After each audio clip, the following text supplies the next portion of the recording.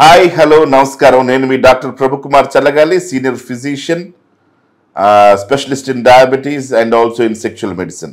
మరి అనేక ప్రశ్నలు గత కొన్ని రోజులుగా మన ప్రేక్షకులు అడుగుతా ఉన్నారు. ఇక్కడ ఒక ముఖ్యమైన ప్రశ్న, ఎన్ని రకాల డయాబెటీస్ ఉన్నాయని అని ఒక రకమైన ప్రశ్నలు జనాలకుంటూ ఉంటాయి. డయాబెటీస్లో టైప్ 1 డయాబెటీసు, టైప్ 2 డయాబెటీసు, తర్వాత గెస్టేషనల్ డయాబెటీసు, తర్వాత మోడీ, లాడా, ఒక 10-15 రకాల డయాబెటీస్లు ఉన్నాయండి. 10-15 రకాల డయాబెటీస్. టైప్ 2 డయాబెటీస్ మనకి 90% ప్రపంచంలో 92% కనిపించింది టైప్ 2 డయాబెటీస్. టైప్ 2 డయాబెటీస్ అంటే ఏంటి? మనము సరిగ్గా వ్యాయామం చేయకపోవడం ద్వారా, లేదు సరైనటువంటి ఆహార పదార్థాలు లేకుండా ఎక్కువ షుగర్ కంటెంట్ ఆహారం తీసుకోవటం, సరైనటువంటి వ్యాయామం చేయకపోవటం, వీటి వల్ల వచ్చేది టైప్ 2 డయాబెటీస్. టైప్ 1 డయాబెటీస్ అంటే ఆటో ఇమ్యూన్ డిజార్డర్. ఇది తమ ప్యాంక్రియాస్ కణాలని తామే చంపుకొని, ప్యాంక్రియాస్ కణాలు బిటా సెల్స్ని తమ బాడీ అంగీకరించక, ఇది ఒక ఫారెన్ బాడీలో చూసి ఆ కణాలను చంపేసుకుని వచ్చేటువంటి టైప్ 1 డయాబెటీస్. ఇది చిన్నపిల్లల్లో ఇన్ఫెక్షన్స్ వచ్చినప్పుడు బయటపడుతుంది. తీవ్రమైనటువంటి జ్వరం ద్వారా మనం కనిపెడతా ఉంటాం. దాన్ని టైప్ 1 డయాబెటీస్ అంటాం. సో టైప్ 1, టైప్ 2 డయాబెటీస్ ప్రధానంగా మనం చూసేటువంటి డయాబెటీస్లు. ఇవి కాక మోనోజెనిక్ డయాబెటీస్, మోడీ, లాడా లాంటి డయాబెటీస్లు కనపడతా ఉంటాయి. ఇవి సింగిల్ జీన్ డయాబెటీస్, జీన్స్లో జెనెటిక్గా క్లియర్గా ఒక మార్పు వల్ల వచ్చేటువంటి diabetes. MODY, LADA, maturity onset diabetes, young diabetes అంటుంటాం.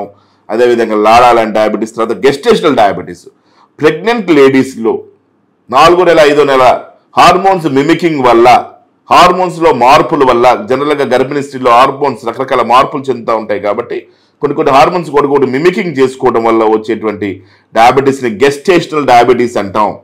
ఈ గెస్టేషనల్ డయాబెటీస్లో జనరల్గా ప్రెగ్నెంట్ మదర్స్కి ఈ షుగర్ వస్తుంది. ఆ తర్వాత అది కొన్ని సందర్భాల్లో ఆ షుగర్ వెళ్ళిపోవచ్చు డెలివరీ అయిన తర్వాత, లేదు వెళ్లకుండా అట్లాగే ఉండొచ్చు.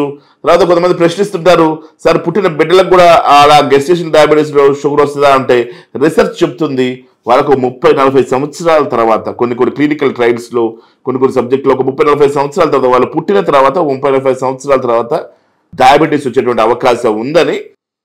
అంటే జనరల్గా మనం చూస్తున్నాం టైప్ 2 డయాబెటీస్ అట్లా 30-40 ఇయర్స్ పైబడ్డ వాళ్ళకి, ఎవరికైతే వ్యాయామం లేదో, ఆహార అలవాట్లో మార్పులు లేదో, వాళ్ళ వస్తున్నట్టుగా మనం చూస్తూ ఉన్నాం. కాబట్టి అప్పుడు వచ్చేటువంటి అవకాశం ఉంది అని మనకి రీసెర్చ్ చెప్తా ఉంది. సో గమనించండి, ఈ డయాబెటీస్ పలు రకాల డయాబెటీస్ ఉన్నాయి. ఇందాక type 1, type 2 diabetes, gestational diabetes, తర్వాత మోడీ, లాడా, ఇంకేది కాకుండా జీనెటిక్ మార్పుల ద్వారా వచ్చేటువంటి అనేకమైనటువంటి డయాబెటీస్లో 15 రకాలుగా అభివర్ణించవచ్చు. అయితే మనం ఈ డయాబెటీస్ తోటి ముఖ్యంగా మనకు వచ్చే లోకల్లో వచ్చేటువంటి డయాబెటీస్తో మనం ఎటువంటి జాగ్రత్తలు తీసుకోవాలి అంటే, ప్రధానంగా వాకింగ్, డైట్లో మార్పులు, ఇది వ్యాయామం చేయటం, ఈజీగా ప్రాసెస్ వ్యాయామం చేయటం, ఆహార అలవాట్లో మార్పులు తీసుకొని రావడం, చక్కెర శాతాన్ని తగ్గించుకొని తినటం, ఇలాంటివి చేయటం ద్వారా మనం డయాబెటీస్ని బాగా కంట్రోల్ ఉంచుకోవచ్చు, లేదా రివర్స్ డయాబెటీస్ చేసుకోవచ్చు, అనేక అంశాలు తీసుకొని రావచ్చు. అయితే డయాబెటీస్ని కనుక అట్లాగా వదిలేస్తే, మనం అట్లాగే వదిలేస్తే అనేక రకమైనటువంటి ఆరోగ్య సమస్యలు, బ్రెయిన్ స్ట్రోకు, హార్ట్ స్ట్రోకు, బ్రెయిన్కి ఏదైతే రక్తంలో హైయెస్ట్ షుగర్స్ ఉన్నటువంటి, ఈ డెన్సిటీ షుగర్ మాలిక్యూల్స్ ఉన్నటువంటి ఈ రక్తం బ్రెయిన్కి చేరినప్పుడు బ్రెయిన్ స్ట్రోక్ రావచ్చు, హార్ట్ స్ట్రోక్ రావచ్చు, కిడ్నీలు డ్యామేజ్ అవ్వచ్చు, ఎరెక్టైల్ డిస్ఫంక్షన్, అంగస్తంభన ప్రాబ్లమ్స్ రావచ్చు, పొట్టలో ప్రాబ్లమ్స్, గ్యాస్ట్రోపతి, మోషన్ సరిగా అవడం, కాన్స్టిపేషన్ లాంటి సమస్యలు రావచ్చు, కాళ్ళు చేతులు తిన్నలో న్యూరోపతి లాంటి సమస్యలు రావచ్చు.